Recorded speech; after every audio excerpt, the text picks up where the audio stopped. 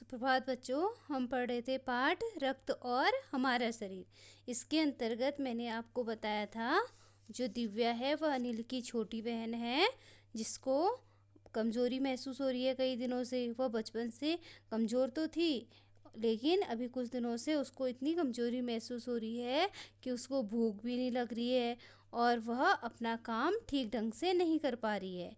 तो अनिल, उसका भाई, जब उसको डॉक्टर दीदी के पास ले जाता है तो डॉक्टर दीदी उसके खून की जांच करती है और कुछ बूंदे खून की लेके वह स्लाइड पे डालती है और कुछ एक छोटे से शीशी पे लेती है उसकी बूंदों को, और फिर वह जांच करती है। अब वह स्लाइड को, खून की स्लाइड को जब वह सूक्ष्मदर्शी से देखती है तो उसमें उसके बहुत सारे उसको जो खून के रक्त के कण हैं वह दिखाई देते हैं।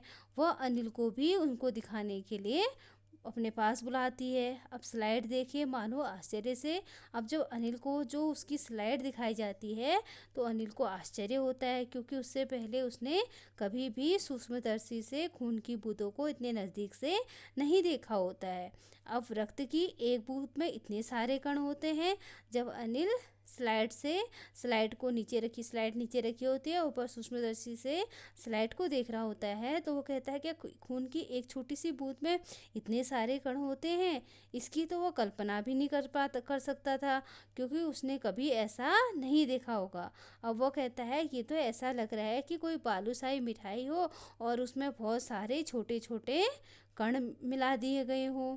अब डॉक्टर दीदी जो हैं वो जवाब देती हैं कि लाल जो रक्त कण होते हैं उनकी बनावट बालूशाही की तरह ही होती है, गोल और दोनों तरफ अवतल, यानी बीच में दबे हुए। अवतल का अर्थ होता है बच्चों दोनों तरफ से प्लेन होते हैं और बीच में कुछ दबे से होते हैं। रक्त की एक बूंद में इतनी संख्या लाखों में होती है कि यदि हम 1 मिलीलीटर रक्त ले लें तो उसमें हमें 40 से 55 लाख कण मिलेंगे। अब देखो बच्चों, अगर आप खून की एक छोटी सी बूंद लोगे तो उसमें आपको कम से कम 40 से 55 लाख कण मिलेंगे, जिसके कारण हमें रक्त का रंग लाल नज़र आता है। अब आपको रक्त का रंग लाल हमें क्यों नज़र आता है पता चला, क्योंकि इसमें 40 से 55 लाख जो कण होते हैं वह मिले रहते हैं, इसलिए हमें खून का रंग लाल दिखाई देता है।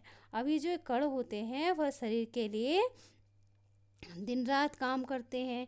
अब जिसकी वजह से हमें सांस लेने में साफ हवा से ऑक्सीजन आप प्राप्त करते हो, और शरीर के हर हिस्से में यही कण खून पहुंचाने का कार्य करते हैं।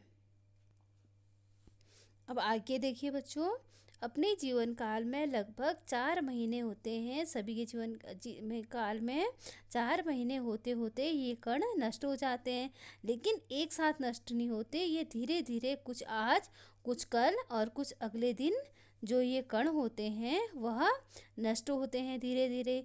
तो तब तो कुछ ही महीनों में ये ख़त्म हो जाते होंगे, अनिल ने कहा। अब अनिल कहता है कि इतने सारे कण हैं, अगर कुछ आज कुछ कल कुछ परसों ख़त्म हो रहे हैं तो ये सारे एक ही साथ ख़त्म हो जाएंगे। अब अनिल की बात सुन के जो डॉक्टर दीदी है वो मुस्कुराती है। वो बोलती है ऐसा नहीं होता है, हमारे शरीर में नए कण भी बनते रहते हैं और जो पुराने कण होते हैं वह ख़त्म होते हैं। तो जो नए कण बनते हैं वो पुराने कणों का स्थान ले लेते हैं, जिससे हमारा शरीर स्वस्थ बना रहता है। अब हड्डियों के बीच के भाग भाग मज्जा में बहुत से कारखाने होते हैं। अब डॉक्टर दीदी अनिल को बताती है कि जो हमारी हड्डियां हैं उसके बीच के जो भाग है उसमें एक मज्जा होती है, जो ये खून बनाने के कारखाने होते हैं, रक्तों के निर्माण कार्य में जो लगे रहते हैं। अब इसके लिए हमें इन कारखानों को प्रोटीन, लोह तत्व और विटामिन रूपी कच्चे माल की ज़रूरत होती है, और यह पौष्टिक आहार लेते हैं, जैसे हरी सब्जी, फल, दूध, अंडा, गोश्त में ये तत्व उपयुक्त मात्रा में होते हैं। अब जो डॉक्टर दीदी होती हैं वो अनिल को समझाती हैं कि जो हमारे जो लाल रक्त कण हैं वह ख़त्म तो होते हैं, लेकिन जब वो कण ख़त्म होते हैं तो नए कण बनाने का कार्य हमारे जो हड्डियां होती हैं उसके बीच में जो मज्जा होती है वो यह काम करती है नए कणों का निर्माण करने के लिए। लेकिन उसको भी प्रोटीन की, लोह तत्व अर्थात आयरन की और विटामिन की ज़रूरत होती है, जो उसको कच्चा माल प्रदान करते हैं और जिसके लिए हमें पौष्टिक आहार खाना पड़ता है। पौष्टिक आहार के अंतर्गत डॉक्टर दीदी बताती हैं कि हमें हरी सब्जी खानी चाहिए, फल खाने चाहिए, दूध, अंडा और गोश्त खाने चाहिए, जिसके द्वारा जो अस्थि मज्जा है अर्थात हड्डियों की जो मज्जा है उसको कच्चा माल मिल सके, अर्थात रक्त बनाने के लिए उसको पोषक तत्व मिल सके और हमारे शरीर में नया रक्त बन सके। अब आगे देखो बच्चों, यदि कोई व्यक्ति उचित आहार ग्रहण नहीं करता तो इन कारखानों को आवश्यकता अनुसार कच्चा माल नहीं मिलता। नतीजा यह होता है कि जो रक्त कण नहीं बन पाते हैं और रक्त में कमी आ जाती है और लाल कणों की इसी कमी को इससे एनीमिया होता है। अब जो डॉक्टर दीदी हैं वह अनिल को बताती हैं कि अगर कोई व्यक्ति जो एक पौष्टिक आहार है जैसे सब्जी, हरी सब्जी, फल, दूध, अंडा वह नहीं लेता है अच्छी मात्रा में, तो उसके शरीर में खून की कमी हो जाती है और उसको एनीमिया रोग हो जाता है। तो क्या संतुलित आहार लेने मात्र से हम एनीमिया से बचे रह सकते हैं? अनिल ने पूछा।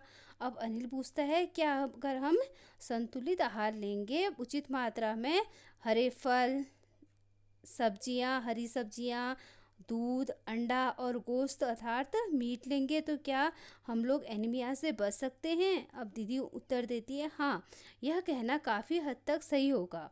अब बोलती हैं कि काफ़ी हद तक यह बात सही होगी क्योंकि जो एनीमिया है वह बहुत से कारणों से होता है, किंतु हमारे देश में इसका सबसे बड़ा कारण है पौष्टिक आहार की कमी।